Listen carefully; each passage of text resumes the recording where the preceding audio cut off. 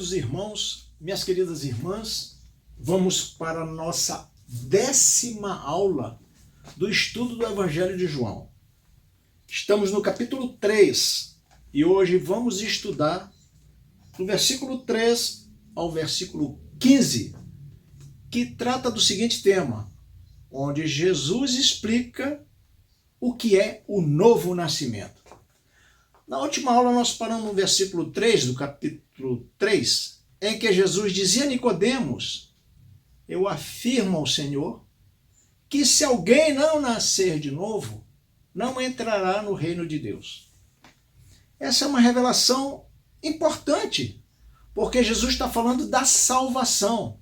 Jesus está falando da restauração de homens caídos. Jesus está falando do único caminho possível para o homem voltar para Deus, que é o novo nascimento.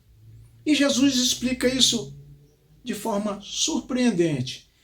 Jesus repete várias vezes, e por isso eu vou ser repetitivo, se Jesus repetiu, porque o assunto é importante. Lembra o que falamos na primeira aula? Que Jesus cria todas as coisas, Deus cria todas as coisas, o Espírito Santo está presente, e cria o homem, segundo sua imagem e semelhança. Ter a semelhança e imagem de Deus significa ter atributos de Deus, ser eterno, ser santo, ter intimidade com Deus e ter capacitações que Deus deu através dos dons. Nós podemos definir essa primeira criação como a primeira Gênesis. E vimos que nessa primeira criação o homem desobedece a Deus e é expulso da presença de Deus, é expulso do paraíso. Ora, como o preço do pecado, o salário para quem peca é a morte, está lá em Romanos 6, 23, assim sendo, em Adão todos pecaram. Em Adão todos estão afastados de Deus. E essa morte espiritual atinge toda a humanidade. Assim todos nascidos depois de Adão até hoje estão destituídos da graça de Deus, estão afastados de Deus, separados totalmente de Deus. E a missão de Jesus é estabelecer uma segunda Gênesis, é restabelecer no homem caído a imagem e semelhança de Deus. Ele vem renascer esses homens, dar uma nova chance de vida, fazer um renascimento. Isso significa fazer com que o homem caído saia do estado espiritual de morte para uma vida plena, e uma vida plena com Jesus. A esse nascimento, essa segunda Gênesis, dito por Jesus no versículo 3, que é o nascimento do Espírito, é que nós chamamos de segundo nascimento, que é o mesmo que dizer nascer de novo. Já explicamos esse assunto no capítulo 1, versículo 12 e 13. Assim, quem está afastado de Deus está morto por seus delitos e pecados. Como diz Efésios 2:1, ele nos deu vida, estando nós mortos em nossos delitos e pecados. Assim, o homem caído, o homem afastado de Deus, o homem que não tem Deus, Jesus como seu Salvador, está morto espiritualmente. E ele precisa de uma vida nova. Ele precisa de um novo nascimento. Ele precisa ter uma natureza espiritual.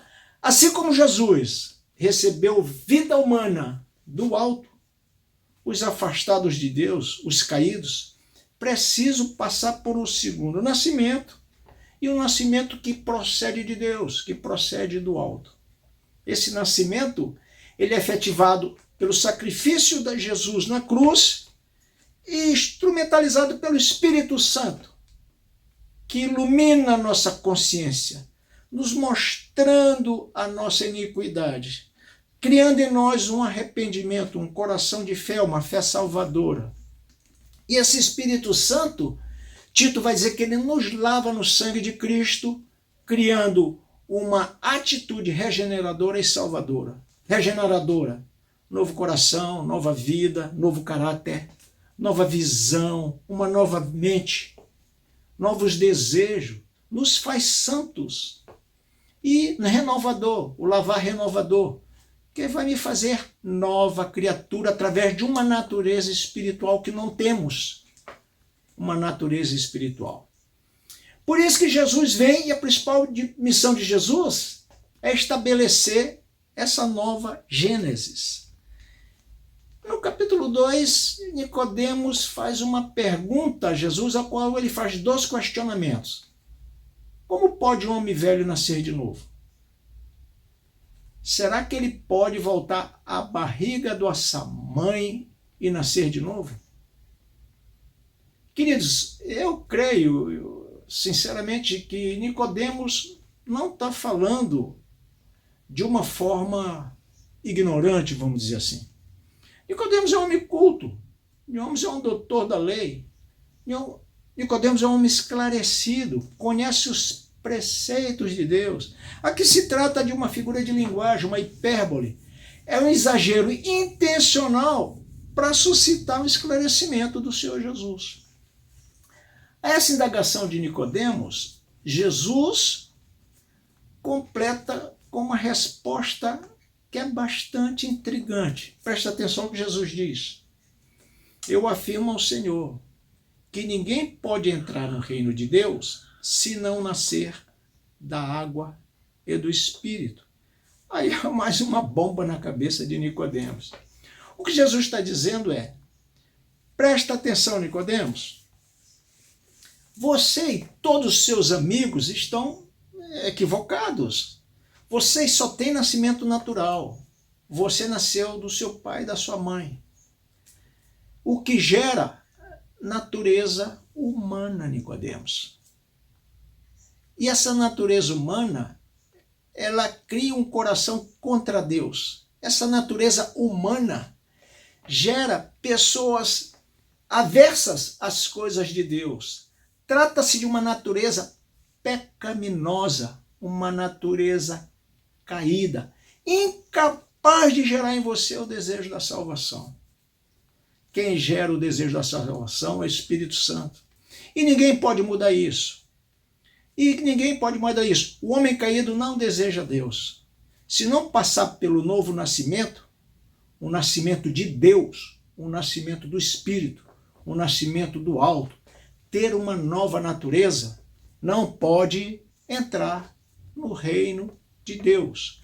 Essa natureza espiritual é a única possibilidade de sermos unidos a Deus. E no versículo 5 ele fala, repete que tem que nascer de novo. No versículo 7, importa-vos nascer de novo. E já tinha falado no versículo 3. Então Jesus está mostrando que isso tem uma importância muito grande. Por isso que eu vou ser repetitivo. Até porque pode haver pessoas, preste atenção, na igreja, que não nasceram de novo. Mas no versículo 5, Jesus está falando que devemos nascer da água, que devemos nascer do Espírito, da água e do Espírito. Mas o que significa nascer da água? São vários textos no Antigo Testamento que podem explicar isso. Eu particularmente gosto do texto que está aqui em Ezequiel. Ezequiel, capítulo 36, verso 24 a 27. O contexto desse texto, para que você possa entender, vem-se dar pela idolatria do povo, pecado do povo, e Jesus deixa claro, eu vou perdoar mais uma vez, não por amor a vocês, que vocês não merecem, mas pela minha palavra, pelo meu santo nome. E o texto diz o seguinte, presta atenção, amar-vos-eis dentre todas as nações, e vos congregarei de todos os países, e vos trareis para a vossa terra. Então aspergirei água pura sobre vós, e ficareis purificados de todas as vossas imundícies, e de todos os vossos pecados, de todos os vossos ídolos. Vos purificarei, e dar-vos-eis coração novo, e porei dentro de vós espírito novo. Tirarei o coração de pedra, e darei um coração de carne. Porei dentro de vós o meu espírito, e farei com que vocês obedeçam os meus estatutos, e guardareis os meus juízos, e observareis os meus fundamentos. É interessante esse texto porque a gente vê que ele é muito literal. Aspergir água, limpeza, referindo também ao batismo de João, um batismo de arrependimento. É uma limpeza espiritual, não deixa de ser uma purificação. E ele está dizendo, após essa purificação, vocês terão um novo coração, vocês terão um espírito. E somente depois dessa limpeza em água, dessa purificação com o meu espírito, que vocês vão ter condições de me obedecer, seguir meus estatutos, me seguir verdadeiramente. Então é muito interessante, o que Jesus está falando lá para Nicodemos é justamente isso. Nicodemos, você precisa nascer da água e do Espírito. Eu espero que você tenha entendido isso. Bem, no versículo 8, o texto diz o seguinte: o vento sopra onde quer, ouve-se o barulho, não se ouve a sua voz, não se sabe de onde ele vem nem para onde ele vai. A mesma coisa acontece com todo aquele que é nascido do Espírito, Nicodemos. O texto está dizendo aqui é que você sente o vento, ouve-se o barulho do vento, mas não se sabe de onde ele vem, qual é a origem dele, e onde é que ele vai findar, onde ele findará. E ele está dizendo que as pessoas nascidas no Espírito é mais ou menos assim. É totalmente dependente de Deus. Deus que vai determinar sua origem, seu caminho e seu fim. Totalmente guiado por Deus. Quem nasce do Espírito, totalmente submisso a Deus. Bem, o diálogo com Nicodemos continua. E no versículo 13, Jesus afirma educadamente a sua qualificação. Jesus mostra a sua autoridade em falar das coisas do alto, de Deus e do reino de Deus. Porque ele está dizendo que só ele veio do céu, só ele pode tocar nesses assuntos, é o que ele está falando. O que Jesus está dizendo é o seguinte, Nicodemos, eu não sou só um fazedor de milagre, como os fariseus, os seus amigos aí estão me qualificando. Eu sou o próprio Filho de Deus. Então Jesus está afirmando que ele é o Filho de Deus, que ele é nascido do céu. E Nicodemos, diante disso, fica estupefato. No versículo 14, Jesus dá mais uma informação que é por demais importante. Sabendo que Nicodemos é um doutor da Bíblia, entende inclusive esse texto, ele faz um paralelismo com o número 21. Números 21, de 4 a 9. Um texto que Nicodemos tem conhecimento. É uma passagem que você também conhece, se você já é estudioso da Bíblia.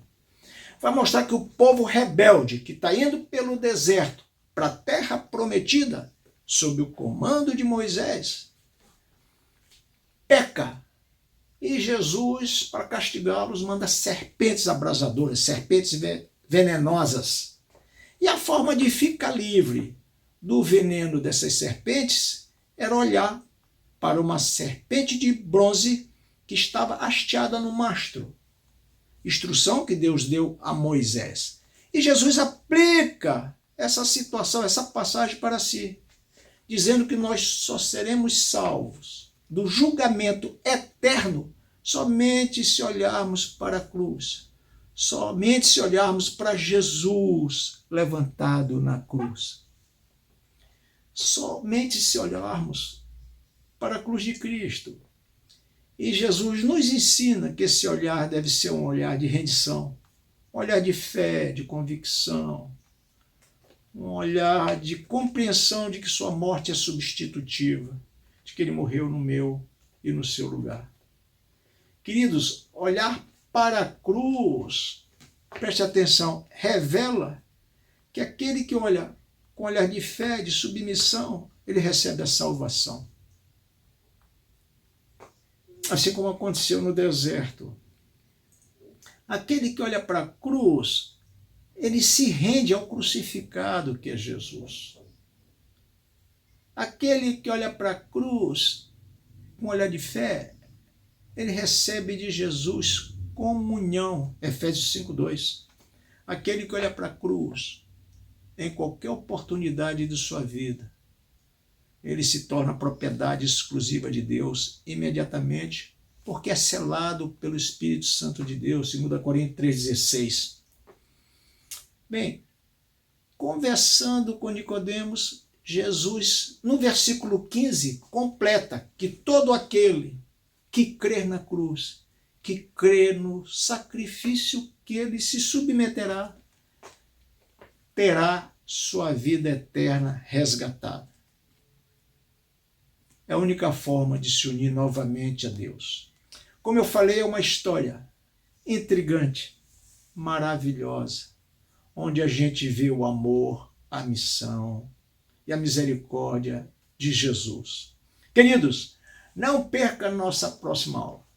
Divulgue para os seus amigos. Se você conhece alguém que tem interesse de estudar a Bíblia, e se você conhece alguém que não conhece Jesus, indique nossas aulas para essa pessoa. Ou mesmo você pode até explicar de uma forma até mais apropriada do que a minha. Escute as aulas e discipule alguém, ganhe alguém para Jesus. Esse é o objetivo desse canal. Não perca a nossa próxima aula. E que Deus te abençoe, querido. Amém.